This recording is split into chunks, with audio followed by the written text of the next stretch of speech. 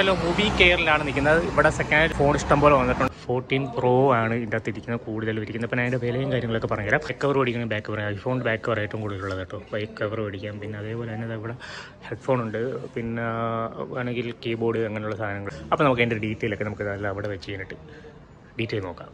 11 പീസാണുള്ളത്. Colour ഉണ്ടല്ലോ, ഗോൾഡാണ് ഇരിക്കുന്നത്. 4 gold ഉണ്ട്, 3 ബ്ലാക്ക് ഉണ്ട്, പിന്നെ പർപ്പിൾ ഒരു 4 ഉണ്ട്.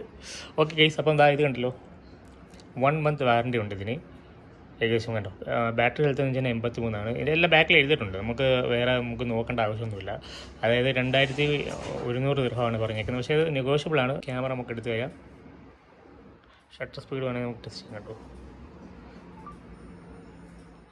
ഓക്കെ, ഇത് 256 2100 രൂപ. ഇതും 250 സെയിം റേറ്റ്. ഇതെല്ലാം 256 ആണ്, 2100 രൂപയാണ് ഇതിൻ്റെ പ്രൈസ് വരുന്നത്. ക്ലീൻ പീസാണ്.